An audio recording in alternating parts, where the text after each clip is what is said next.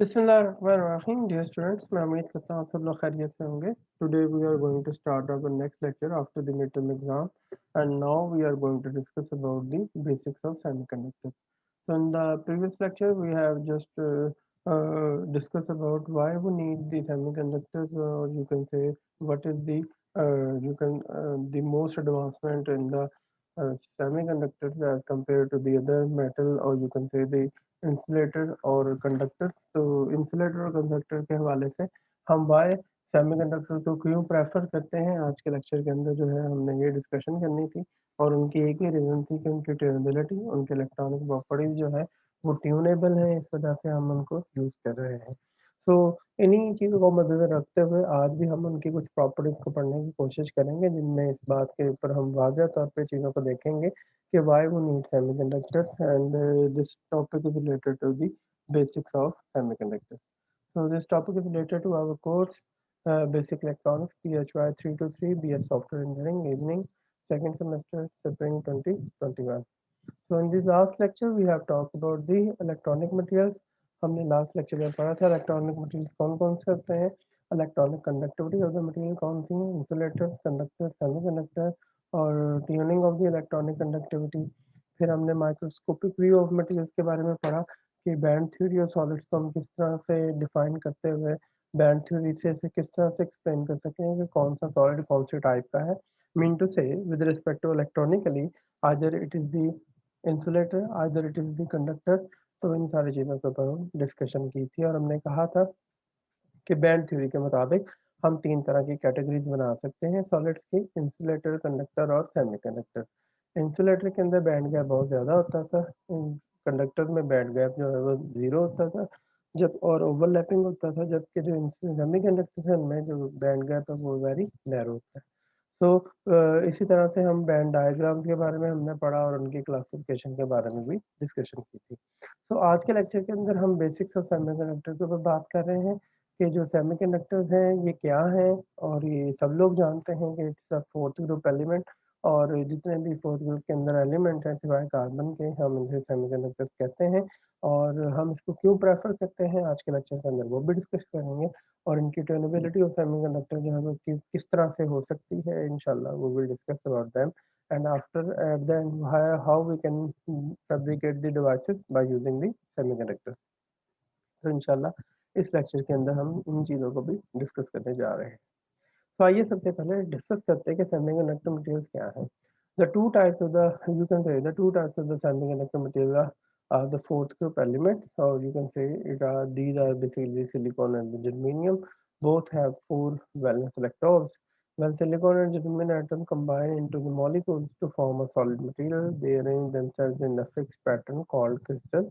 और सब सॉलिड्स के अंदर ऐसा ही होता है कि जब भी आपके एटम जो है वो बॉन्डिंग करते हैं तो उसके नतीजे के अंदर वो अपने इलेक्ट्रॉन या तो ट्रांसफ़र करते हैं या फिर वो शेयर करते हैं. तो अगर आपके पास कोवलेंट बॉन्डिंग है तो फिर इलेक्ट्रॉन शेयर होते हैं, अगर आपके पास आयनिक बॉन्डिंग है तो फिर इलेक्ट्रॉन जो है वो ट्रांसफ़र होते हैं. तो एटम जो है within the crystal has held together to by covalent bonds. तो इसका मतलब है कि इसके अंदर sharing of the valence electrons हैं, जिसकी वजह से ये बॉन्ड बन रहा है. तो आमतौर पे an intrinsic crystal is one that has no impurity. तो अमूमी तौर पे ये देखा जाता है कि जो सबसे प्योर क्रिस्टल्स होती हैं, जिनके अंदर किसी किस्म के कोई और एटम नहीं मौजूद होते, किसी किस्म की कोई इम्प्योरिटी मौजूद नहीं होती, हम उन्हें क्या कहेंगे, these are called the intrinsic crystals या फिर इंट्रिंसिक मटेरियल्स. तो अगर हम इंट्रिंसिक सेमीकंडक्टर की बात करें तो इनके जो, अगर आप एटम्स को देखें तो सिलिकॉन के एटम जो हैं उनके ऊपर टोटल 14 इलेक्ट्रॉन हैं, जैसे कि +14 है तो ये बता दें कि इसके अंदर टोटल 14 इलेक्ट्रॉन हैं. जबकि जो जर्मेनियम है इसके अंदर टोटल जो है 32 इलेक्ट्रॉन है. अगर आप गौर करें तो इन मटेरियल्स के अंदर आप देख सकते हैं कि हमारे पास अ, ये जो पहला शेल है, this is the first shell, this is second shell and this is the third shell. तो हर शेल के अंदर मिनिमम नंबर ऑफ इलेक्ट्रॉन जो है रिक्वायर होते हैं जिसको कंप्लीट किया जा सकता है. तो अगर आप देखें तो इस फर्स्ट शेल के अंदर कितने नंबर ऑफ इलेक्ट्रॉन हैं, 2. तो ये 2 नंबर ऑफ इलेक्ट्रॉन यहाँ पे मौजूद हैं. इसी तरह से ये आपके पास जो है सेकंड वाले के अंदर 8 इलेक्ट्रॉन्स होंगे, और जो थर्ड वाला है इसके अंदर आपके पास ज़्यादा इलेक्ट्रॉन होते हैं. तो कौन सा ऐसा तरीका है जिसके मुताबिक हम ये समझ सकें कि इसके अंदर पहले में कितने होंगे, दूसरे में कितने होंगे, तीसरे शेल में कितने होंगे। तो ये एक सिंपल तरीकाकार है, इसको कहते हैं फार्मूला 2n के साथ से, याद रखिएगा। ओके, तो अगर आप इस फार्मूले के मुताबिक देखें, तो अगर आपका n है जी 1, तो इसके मुताबिक हमारा जो जवाब होगा वो हम देखेंगे। n इज इक्वल टू 2 है, तो आपने बताना है क्या आंसर आएगा, और n इज इक्वल टू 3 के साथ।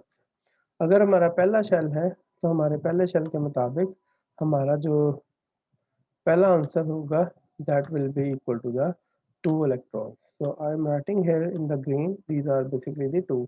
पहले शेल के अंदर 2 इलेक्ट्रॉन होंगे, आप यहाँ पे देख भी सकते हैं, यहाँ पे मिनिमम 2 इलेक्ट्रॉन है, तो ये शेल कंप्लीट हो जाएगा। सेकेंडली, आप जब n इज इक्वल टू 2 यहाँ ऊपर पुट करेंगे, n इज इक्वल टू 2 के अंदर, तो आप देख सकते हैं n 2 की पावर कितनी है, 2। तो 2 पावर 2 बेसिकली 4 होता है, एंड 4 मल्टीप्लाई बाय द 2, तो ये होगा 8। तो सेकंड शेल के अंदर कंप्लीट करने के लिए वी नीड 8 इलेक्ट्रॉन्स है। तो ये 8 इलेक्ट्रॉन चाहिए, तो यहाँ पे आपके पास 8 इलेक्ट्रॉन पूरे हैं, 1 2 3 4 5 6 7 एंड 8। तो ये आपका सेकंड शेल भी कंप्लीट हो जाता है। शेल कंप्लीट होने के बाद जो आखिरी शेल होता है, आखिर वाला जो शेल होता है, इसे हम वैलेंस शेल कहते हैं। इसको क्या कहते हैं जी, this is called the valence shell. और इसके अंदर जो मौजूद इलेक्ट्रॉन्स होते हैं वो कहलाते हैं जी वैलेंस इलेक्ट्रॉन। ठीक है जी। तो उस हवाले से देखा जाए तो चौथा ग्रुप जो है, सेमीकंडक्टर जितने भी हैं चौथे ग्रुप के एलिमेंट्स हैं, और चौथे ग्रुप के की खासियत ये होती है कि इनके वैलेंस जो शेल होता है उसमें हमेशा 4 इलेक्ट्रॉन होंगे, 1 2 3 और ये 4। तो इनके अंदर खूबी है कि ये हमेशा 4 इलेक्ट्रॉन ही रखेंगे अपने पास, तो इस वजह से हम इसको फोर्थ ग्रुप एलिमेंट्स कहते हैं, और ये इनके अंदर टोटल हमेशा 4 इलेक्ट्रॉन होंगे। तो अगर आप इसी, और इसके अंदर टोटल कितने थे जी, 14। 2 पहले आ गए, फिर 8 10 हो गए, और 4 बाहर वाले हो गए, तो ये 14 है। In the same way germanium जो है, इसके अंदर भी ये सेम सिचुएशन है, इसके अंदर जो है टोटल 32 है। तो आइए, अगर हम जर्मेनियम के हिसाब से देखें, तो पहला शेल कंप्लीट है, दूसरा शेल भी कंप्लीट है। अब तीसरे शेल के अंदर देखिए कितने आ सकते हैं। तो तीसरे शेल के अंदर है n की पावर 3। जैसे आप n की पावर 3 पुट करते हैं, तो 3 की पावर क्या है जी, स्क्वायर है, तो ये 9 है, और 9 मल्टीप्लाई बाय द 2, तो ये होंगे 18 इलेक्ट्रॉन। तो इसका मतलब यहाँ पे कितने होंगे, ये 18 है। तो ये थर्ड शेल के अंदर 18 है, 1 2 3 4 5 6 7 8 9 10 11 12 13 14 15 16 17 और ये 18। तो ये हमारे 18 इलेक्ट्रॉन जो है वो थर्ड शेल के अंदर कंप्लीट हो चुके हैं। अब हमारे पास लास्ट शेल में कितने होने चाहिए, फुली तौर पे 4 होने चाहिए। अगर ये 4 है, तो इसका मतलब ये फोर्थ ग्रुप का एलिमेंट है, और ये 1 2 3 और ये 4। इसका मतलब हमारे पास वैलेंस शेल के अंदर जो इलेक्ट्रॉन्स हैं वो जर्मेनियम के वो भी 4 हैं, और सिलिकॉन के भी 4 हैं। तो इसका मतलब ये चौथे ग्रुप से ताल्लुक़ रखते हैं, और इनको हम सेमीकंडक्टर्स कह सकते हैं। अमूमी तौर पे जब ये एटम्स की शक्ल में होंगे, तो ये इस तरह से होते हैं। जब अगर आप इनके दरमियान किसी किस्म की बॉन्डिंग बना देते हैं, जब ये एक दूसरे से मिलते हैं, तो हर एक के पास जो अगले 4 हिस्से हैं वो खाली होते हैं। तो ये चारों मिलके आपस में एक दूसरे के साथ जो इलेक्ट्रॉन हैं वो शेयर कर देते हैं, और बाकी सारे शेल तो कंप्लीट थे सिलिकॉन के। सिर्फ चौथे में खाली जगह मौजूद, तीसरे शेल के अंदर खाली जगह हमारे पास मौजूद है। इस वजह से ये जो 4 इलेक्ट्रॉन हैं, ये आपस में एक दूसरे के साथ क्या करेंगे, बॉन्डिंग करना शुरू कर देंगे। जैसे ही एक दूसरे के साथ बॉन्डिंग करते हैं, तो एक इलेक्ट्रॉन इधर से, एक इधर से, इधर से, तो ये कंप्लीट करके इस मिडल वाले इलेक्ट्रॉन को स्टेबल कर देते हैं, सॉरी एटम को स्टेबल करते हैं, जिसके नतीजे के अंदर ये वाला एटम जो है इनके साथ शेयरिंग करके बाइंड जो है क्रिस्टल की फॉर्म बनाना शुरू कर देते हैं, और ये पर्टिकुलर स्ट्रक्चर डेवलप होना शुरू हो जाता है। अगर आप इसको थ्री डायमेंशनल व्यू में देखना चाहें, तो this is basically the three dimensional, और ये आपके पास इस तरह से इनकी शेयरिंग कर देते हैं। These basically the dashes are basically representing the electron. ये एक इलेक्ट्रॉन इस सिलिकॉन का है, इसका, ये इसके हैं 4 इलेक्ट्रॉन, और ये जो है 4 नेबरिंग सिलिकॉन के साथ इसने एक एक इलेक्ट्रॉन शेयर करके खुद को स्टेबल स्ट्रक्चर प्रोवाइड कर दिया, और यूं जो है कोवलेंट बॉन्डिंग के तरीके से ये यहाँ पे रिप्रेजेंट कर रहा है। और ये नेगेटिव साइन जो है वो इलेक्ट्रॉन की रिप्रेजेंटेशन को रिप्रेजेंट कर रहा है। तो इस तरह से सिलिकॉन जो है वो आपस में बॉन्डिंग करके एक स्टेबल स्ट्रक्चर डेवलप कर देते हैं। सिमिलरली जर्मेनियम भी ऐसा ही करते हैं और जिसके नतीजे के अंदर वो भी एक फॉर्म डेवलप हो जाते हैं। तो उस हवाले के अंदर देखा जाए तो आपके पास जो है ये सारी चीज़ें जो है वो स्टेप बाय स्टेप जो है ली जा सकती हैं और उसके मुताबिक जो है आपके पास एक स्टेबल स्ट्रक्चर जो है वो डेवलप हो जाता है। सिमिलरली अगर देखा जाए तो हमारे पास ये स्टेबल स्ट्रक्चर डेवलप होने के बाद अगर आप देखें तो इसके अंदर किसी किस्म का कोई फ्री इलेक्ट्रॉन या फ्री चार्ज कैरियर अवेलेबल नहीं है, जिसकी वजह से जो आपके पास कंडक्टिविटी है सेमीकंडक्टर्स की वो बहुत थोड़ी रह जाती है। और ऑब्वियसली हमने इलेक्ट्रिसिटी को पास करना है क्योंकि हम इलेक्ट्रॉनिक्स के अंदर यही पढ़ते हैं कि हमने उनको किसी तरीके से इलेक्ट्रॉन्स के फ्लो को जनरेट करना होता था, फ्लो को कंट्रोल करना होता था। तो ये किस तरह से किया जा सकता है? तो इसका मतलब हमें इसको फर्दर जो है काबिल इस्तेमाल लाने के लिए कुछ ऐसी इंजीनियरिंग करनी पड़ेगी, जो बाहर से कोई ना कोई एजेंट ऐड करने पड़ेंगे और उसके मुताबिक ये काम होगा। इसको करने के लिए हम इलेक्ट्रॉनिक कंडक्टिविटी की ट्यूनिंग को देखते हैं कि आया आया कि हम इन 3 फैक्टर में से किस-किस को रिप्लेस कर सकते थे। आपको याद होगा पिछले लेक्चर में भी हमने पढ़ा था कि हम सिर्फ़ और सिर्फ़ किसको अप्लाई कर सकते हैं, सिर्फ़ 2 चीज़ों को चेंज कर सकते हैं। या तो फिर हम थर्मल कंडक्टिविटी बढ़ा सकते हैं या फिर आपकी डोपिंग या इम्प्योरिटी ऐड कर सकते हैं, जिससे आपके सेमीकंडक्टर्स की जो कंडक्टिविटी है वो बढ़ सकती है। तो अगर आप इस नज़रिए के मुताबिक देखें तो थर्मल ट्रीटमेंट से ऑब्वियसली सेमीकंडक्टर में कंडक्शन बढ़ना शुरू हो जाती है और उसके अंदर इलेक्ट्रॉन जनरेट होते हैं और वो किस तरह से होते हैं आप भी जानते हैं कि किस वो जो वैलेंस इलेक्ट्रॉन्स हैं उनको इतनी एनर्जी मिल जाती है कि वो कंडक्शन बैंड में चले जाते हैं, जिसके नतीजे के अंदर थर्मल कंडक्शन मौजूद मोबिलिटी बढ़ जाती है थर्मल ट्रीटमेंट की वजह से। जबकि जो चार्ज कंसंट्रेशन है वो सेकंड इम्पोर्टेंट पैरामीटर है, वो किस तरह से किया जा सकता है, एनहांस किया जा सकता है कि हम बाहर से किसी तरीके से चार्जेस को ऐड कर दें और उसका तरीकाकार क्या कहलाता है जी, डोपिंग कहलाता है। तो डोपिंग क्या है एक्चुअली तौर पे? तो actually these are the doping और इसके लिए ज़रूरी क्या है कि in an intrinsic semiconductor there are relatively few electrons. Pure semiconductor materials are neither good conductor nor good insulator. Intrinsic semiconductor materials have modified by increasing the free electrons or holes to increase its conductivity and make it useful for electronic devices. So by adding impurities, n-type, p-type exchanging जो है semiconductor material can be produced. So as you can see here कि जो doping है या adding the impurity वो क्या होता है? The doping is the process of adding impurity to intrinsic semiconductor material to increase and control conductivity with the material. तो अगर आप देखें तो जो डोपिंग की जाती है एक्चुअली तौर पे वो हमेशा प्योर सेमीकंडक्टर मटेरियल में की जाती है। प्योर सेमीकंडक्टर मटेरियल में करने से आपको उसके अंदर मौजूद इम्प्योरिटी को ऐड करना पड़ता है। ऐड करने की वजह से आपके पास जो है इम्प्योरिटी के हवाले से की नेचर के मुताबिक आपको उसके रिजल्ट मिलते हैं।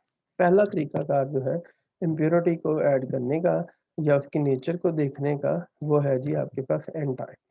एन टाइप मटेरियल या एन टाइप डोपिंग क्या होगी? अगर आप ऐसे मटेरियल को ऐड कर रहे हैं जिसके अंदर आपके पास आखिरी शेल में 5 इलेक्ट्रॉन है, तो हमेशा याद रखिएगा कि इस स्कीम के अंदर 8 का रूल या जिसे ऑक्टेट रूल कहते हैं वो चलता है।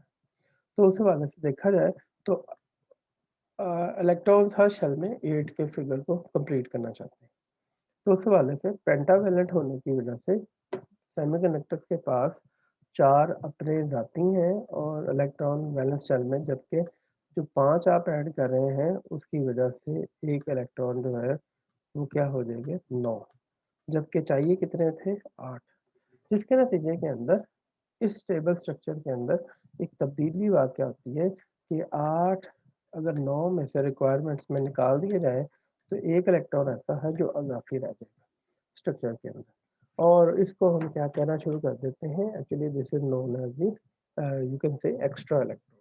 तो ये वो इलेक्ट्रॉन है जिसकी किसी के साथ बॉन्डिंग नहीं हो रही और इसकी बॉन्डिंग जब ये नहीं होगी तो इसको हम ऐसे कंसीडर करेंगे जैसा कि ये अनबॉन्डेड है या फिर फ्री इलेक्ट्रॉन।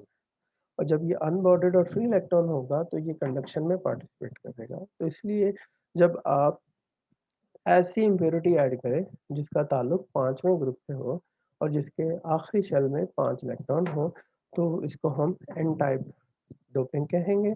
और इस तरह की जो डोपिंग है इसको हम आमतौर पे पेंटावैलेंट डोपिंग भी कहते हैं। So the electrons are held majority carriers, obviously electron जो है वो ज़्यादा हो जाएंगे एन टाइप की वजह से, और होल्स जो है वो कम होंगे। और इसी वजह से हम इसको कह सकते हैं कि एन टाइप के अंदर आपके पास जो है होल्स कम होते हैं और जबकि इलेक्ट्रॉन जो है वो ज़्यादा होते हैं। सिमिलरली इसी तरीका के मुताबिक आपके पास पी टाइप डोपिंग होगी। पी टाइप डोपिंग जो है मटेरियल वो तब फॉर्म करते हैं जब उसके अंदर हम ट्राइवेलेंट या 3 ऐसा एटम ऐड कर दें जिसके अंदर 3 आखिरी शेल के अंदर इलेक्ट्रॉन्स हैं। तो सिचुएशन अगेन कंप्लीट नहीं हो पा रही। हमें चाहिए 8, चारों कोनों पे एक एक एटम मौजूद है जिसमें शेयर करके 8 पूरे करने, जबकि 4 सिलिकॉन के अपने हैं, जबकि 3 आपने ऐड कर दिए। So we have here the 7। So we have here the -8, 7 -8, तो ये कितना आ गया यहाँ पे -1 electron. So which shows that this is basically the mere deficiency of the electron। तो इसका मतलब अब इस सिचुएशन के अंदर हमारे पास एक डेफिशिएंसी है, एक जगह खाली रह गई। वो जो हिस्सा है जिसके अंदर इलेक्ट्रॉन से आना था और वो साइड जो है वो एटम की खाली रह गई है इलेक्ट्रॉन के लिए, वो साइड जो है वो खाली स्पेस कहलाती है होल। और ये होल जो है अपने ऊपर एक इफेक्टिवली पॉजिटिव चार्ज रखते हैं और इसीलिए हम इसको पी टाइप या फिर और पी टाइप मटेरियल भी कहते हैं। होल्स जो है और पी टाइप मटेरियल के लिए ऑब्वियसली होल ज़्यादा होंगे और एन टाइप मटेरियल के, और जबकि इलेक्ट्रॉन जो है वो माइनॉरिटी चार्ज कैरियर्स के तौर पे बिहेव करेंगे। तो आप अगर इसको समझना चाहें कि ये किस तरह से काम कर रहा है तो यू कैन सी है कि यहाँ पे सिलिकॉन की डोपिंग की गई है। और आप देख सकते हैं कि सिलिकॉन को के साथ जो डोपिंग की गई है वो पेंटावेलेंट के साथ की गई है। पेंटावेलेंट के करने के साथ सब पेंटावेलेंट वाले एटम ने जब सबके साथ शेयरिंग की तो उसके 4 इलेक्ट्रॉन तो एंगेज हो गए, जबकि जो 5वां इलेक्ट्रॉन है वो फ्री इलेक्ट्रॉन के तौर पे एक्स्ट्रा रह गया। इसी वजह से हम इसको कहते हैं कि ये डोनर डोपिंग भी कहलाती है, डोनर इम्प्योरिटी भी कहलाते हैं, या फिर इसको एन टाइप इम्प्योरिटी भी कहा जाता है। और इसके अंदर इलेक्ट्रॉन्स हमेशा ज़्यादा होंगे और होल्स जो है वो हमेशा कम होंगे। इसी तरह से अगर आप सिलिकॉन के अंदर बोरॉन की डोपिंग करेंगे जो कि एक पी टाइप मटेरियल बना के आपको देगा, और इसके अंदर बोरॉन थ्री ट्राइवेलेंट ग्रुप का है और उसके अंदर 3 इलेक्ट्रॉन है आखिरी शेल में, तो ऑब्वियसली एक इलेक्ट्रॉन एक खाली रह जाएगा इलेक्ट्रॉन जिसके साथ कोई बॉन्डिंग नहीं होगी और यहाँ पे एक्स्ट्रा इलेक्ट्रॉन की जगह मौजूद होगी। मीन टू से एक deficiency of the electron create होगी। इस डेफिशिएंसी ऑफ इलेक्ट्रॉन को हम क्या कहते हैं, होल कहते हैं, और इट इज द होल। और ये जो डेफिशिएंसी है या स्पेस जो है इसको हम होल का नाम देंगे। और ये होल जो है ऑब्वियसली जब और एटम से मिलेंगे तो ये ज़्यादा होते जाएंगे और नंबर ऑफ इलेक्ट्रॉन जो है वो कम हो। तो अमूमी तौर पर देखा जाए तो आपके पास सिचुएशन जो है वो कुछ इस तरह से होगी। जब आप देखेंगे कलेक्टिवली तो पी टाइप मटेरियल जो है उनके अंदर ये जो आप देख सकते हैं कि गोल्डन कलर के जो है आपके पास फ्री इलेक्ट्रॉन दिखाए गए हैं सिमेट्रिकली और स्कीम के तौर पे, और जबकि जो आपके पास सिल्वर वाले हैं वो होल्स हैं। तो पी टाइप के अंदर सिल्वर वालों की तादाद ज़्यादा है, गोल्डन वालों की कम है। तो जिसका मतलब ये है कि पी टाइप के अंदर होल्स की तादाद, होल चार्ज कैरियर्स की तादाद जो है वो ज़्यादा होती है और इलेक्ट्रॉन्स की तादाद बहुत थोड़ी होती है। इसी तरह इसी के उल्ट एन टाइप के अंदर इलेक्ट्रॉन्स की तादाद देख सकते हैं बहुत ज़्यादा है, जबकि जो चार्ज कैरियर्स है होल वाले उनकी तादाद सिर्फ और सिर्फ 2 है, जो ये शो कर रहे हैं कि एन टाइप और पी टाइप में कितना डिफरेंस मौजूद है। तो अगर आप इसको टेबुलेटेड फॉर्म में देखना चाहें तो it is an in extrinsic semiconductor N type और पी टाइप में क्या डिफरेंस है। By doping the impurity pentavalent impurity atoms such as antimony, phosphorus, arsenic to the pure germanium or silicon semiconductor। तो ये एन टाइप मटेरियल जो है हमें किसी भी पेंटावेलेंट एटम को अगर हम ऐड करते हैं सिलिकॉन वगैरह या जर्मेनियम में तो हासिल हो सकती है। जबकि आपके पास पी टाइप के अंदर पी टाइप जो है actually also the extended semiconductor which is obtained by doping trivalent impurity atoms such as boron, gallium, indium to the pure germanium or silicon semiconductor. Similarly, secondly, the impurity atoms added provide extra electrons in the structure and are called donors. जबकि जो impurity atom added create vacancies of the electrons, holes, and in the structure are called the acceptor atoms. Similarly, the electrons are majority carriers and the holes are minority charge carriers. इसी तरह से the holes are majority charge carriers and the electrons are minority carriers. तो इस तरह से आप p type और n type को अंडरस्टैंड कर सकते हैं। तो इंशाल्लाह हम अपने नेक्स्ट लेक्चर के अंदर जो है वो पी टाइप और एन टाइप को मिला के जो डिवाइसेस बनाई जा सकती हैं उसके बारे में पढ़ेंगे और फिर देखेंगे कि हम उसको अपनी यूज़फुल टेक्निक्स के लिए किस तरह से इस्तेमाल कर सकते हैं और उनके फ़ायदे क्या हैं। तो मैं उम्मीद करता हूँ आपको इस लेक्चर की समझ आई होगी। फिर भी किसी किस्म की कोई कन्फ्यूजन है तो आप हमारे interactive session, zoom meeting, WhatsApp group and YouTube comment section में पूछ सकते हैं। अपना सब लोग ख्याल रखिएगा जी। अल्लाह हाफ़िज़।